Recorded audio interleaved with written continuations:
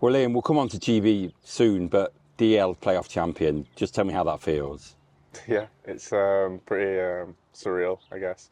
First championship at club level, and yeah, I think as soon as we arrived in Berlin, that was kind of the message from the coaching staff, and I knew that when I signed there that it was a big reason for going there was to be a part of a team that's pushing for championships every year, and like I said, that was the message from day one. They won it the year before, and it was to go and repeat that success again, and it was. It was a really good year. I mean, there was lots of adversity and some really sad moments throughout, but overall, it ended on the best way possible.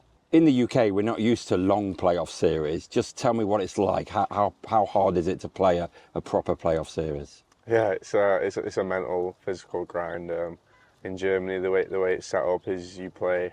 For us, because we had the home ice advantage, we played home, day off, away game, day off, home game, day off, away game.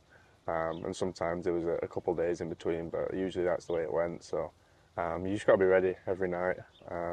Take care of your body the best way you can, recover after games, and yeah, it's you just have to know that you're in for a fight every night. It's going to be a war, and every team in that league can compete. And you saw it with Cologne this year. They finished sixth, but they had to beat the third place and first place team in the regular season to get to us in the final. So it's fun though, because I think at the end of it you've got the worthy winner. So The DL is one of the top leagues in the world. Just tell me how good and tough a league it is to play in. yeah, it's very North American style. There's obviously I think 10 imports can play every night, so it's intense. It's like I said, it's competitive. Every game's competitive, whether you're playing a top end team or a lower end team. It's fast, it's physical, it's highly skilled, and yeah, it was a great year for me. I learned a lot from it. I think it's took my game to another level, and yeah, it was a fun place to play. I want to move on to your GB journey and go back to 2018. Kind of ironic because obviously this tournament now is shaping up to be a bit like that in a four-way fight. Obviously, probably the pressure's more on GB now, more as one of the favourites rather than back in 2018 when we went up, when we could have gone down. People thought we wrote us off, but you went up with gold medal. That year you won, I think, 2 golds and 1 bronze. You had the two medals with the juniors as well. Just tell me what that year was like to represent GB at 18s, 20s and the men. Yeah, it was something that I don't think I expected at the time to be with the men's team. Obviously, the success we had with the juniors was it's great for us in the program and for moving forward. And I think, yeah, towards the end of the season when I got the invite to come to camp, I was obviously super excited.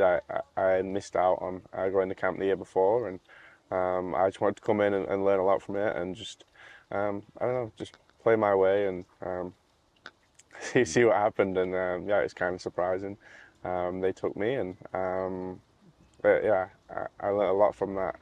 The first game I don't think I played when we got out there to Budapest, and then Pete put me in for the last 4 and trusted me to play some minutes on that fourth line, and yeah, it was great. Like I said, just to learn from it and be there, be around the guys, be around the system and how it works, and to come out with a gold medal on top was something even more special. That group, like I said, when we got promoted, I think the goal was just to stay in that division, and just game after game it kept falling our way, and we were playing hard and winning, and other results went the way that they did, and yeah, just the way we won it as well with 15 seconds left was something pretty incredible to be a part of.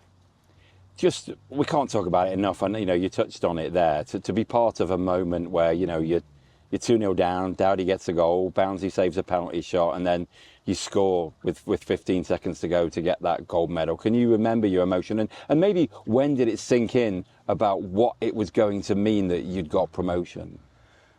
Yeah, I don't. It's kind of all a blur a little bit. It seems so long ago. But yeah, just seeing it on the bench,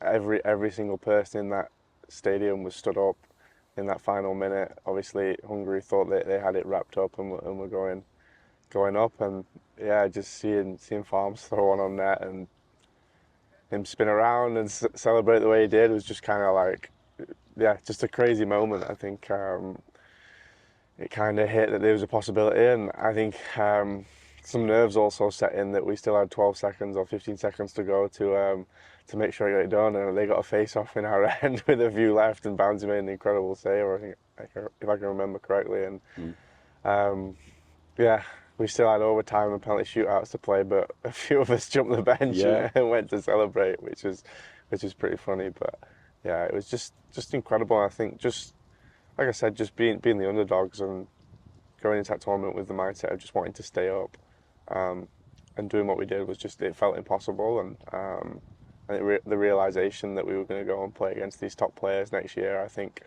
lit a spark in everyone, in our fans and the group, and made us want to push for more.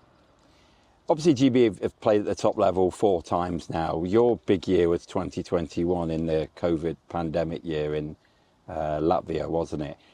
Just, I mean, people in the UK knew about your talents. Do you think maybe that tournament was where you got the attention a bit more worldwide? And I mean, obviously, I was aware of that because of the request for interviews for you. But, how was kind of being catapulted into the spotlight at that tournament? Yeah, strange. I think I got a little taste of it when I got drafted in 2018, and then obviously I had 2 years playing in the OHL, which for me just helped my game grow and gave me more confidence as a player and as a person. And obviously the COVID happening and not being able to play for a year, and I think we were kind of lucky in the end that we had the Spring Cup and in the Elite Series to allow us to prepare. And to be honest, that was probably some of the funniest memories I've got of playing, just being around all the English boys again after being away for 2 years. And for us, we knew that tournament there was obviously no pressure of relegation or anything like that, so we just wanted to go and have fun.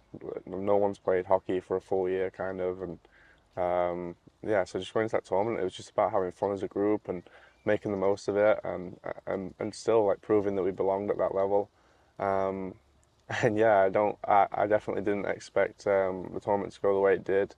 I kind of knew as well in my mind this was kind of my last shot of, maybe getting an NHL contract, so I had to kind of prove it on the big stage. But to be honest, I just wanted to go and play the right way and do the right things and contribute where I could. But yeah, when the puck just kept going in, it was one of them moments where you realise, like, I just got to put it on net because it seems to be going my way. I can remember the Swedish game where I just threw it on net and Cons got tripped and he's flying into the goalie and they gave it a goal, and I think at that point I was like, okay, yeah, just keep putting it on net. But yeah, I think just a crazy time, something that wasn't expected, but something I'll look back on in, once I finish playing and be like, that's pretty cool when you look at the other names that had finished as top goal scorers at that tournament. Yeah, it really was brilliant. You say you felt that was your final shot at the NHL. Is there no path there now, do you think? Or I think that was more kind of at the time my mindset. Obviously, I was drafted in 2018 and everything ended in North America in the OHL and not being able to go back for my overage year. So it was kind of like, where next? I signed with the Steelers for just before the Elite Series as a backup because I was going into the summer with, like, where am I going to go from here? And to be honest, right after that tournament, Arizona didn't want to sign me at the time.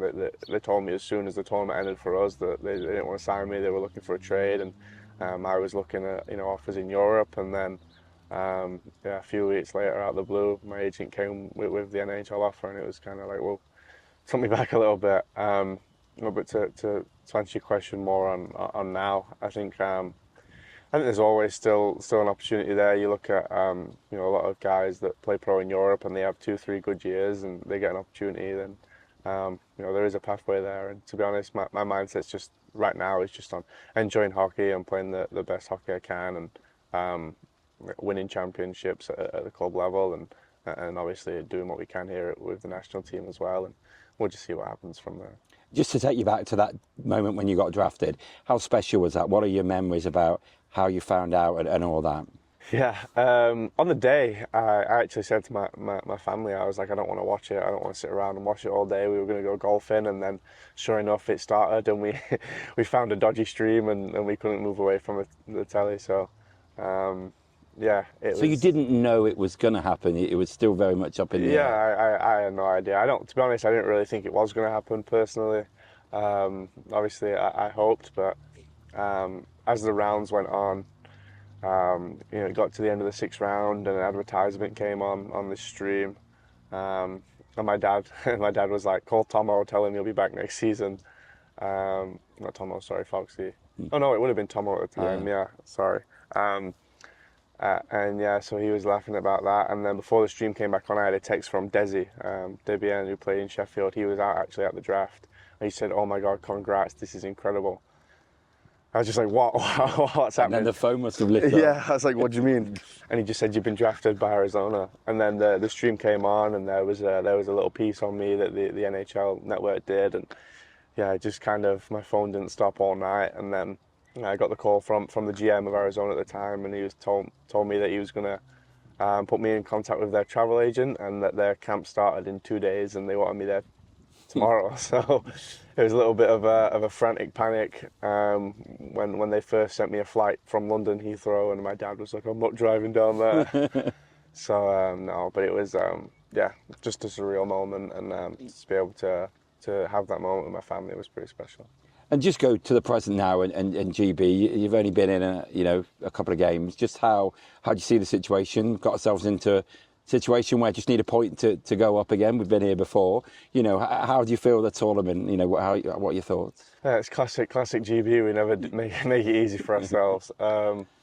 Yeah, I've been joking with the guys since I got here that they couldn't have just got 1 point while I wasn't here, and we'd have been guaranteed promotion already. But no, it's look, I think this tournament's proven year after year that it's kind of like the group of death, and anyone can beat anyone on any given night. I mean, you look at Ukraine; they came in as the last seed, just promoted like we did, and they're now fighting for promotion. So I think if there's anything to learn off what we did in 2018, it's anyone can do it. So yeah, I think it was a short camp for the guys.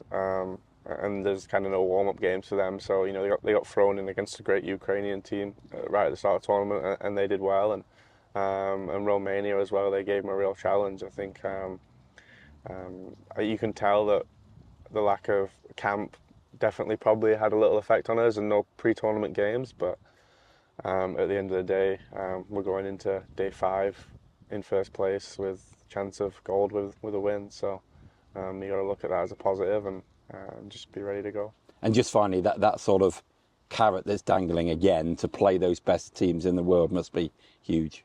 Yeah, and I think we were disappointed in the way it ended last year, and like I said, results didn't go the way that we expected. I think Canada losing to Austria after being up 5-0 obviously flips things, and then beating Finland as well. But yeah, I think we knew we wanted to go back up right away, and we have a great opportunity in front of us. And our team's getting older, but we're starting to bring young guys in. So if we go back up, it's a great opportunity for our young guys to go and see what it's like at that level, and see what level we have to get to, and for our older guys to go and experience it again. And if they decide to retire, or they get to have one go at it again, and hopefully we can stay up and keep fighting at that top level, and get in the Nike apparel and treated like royalty a little bit. It's fun when you're up there. Appreciate your time. Thank you.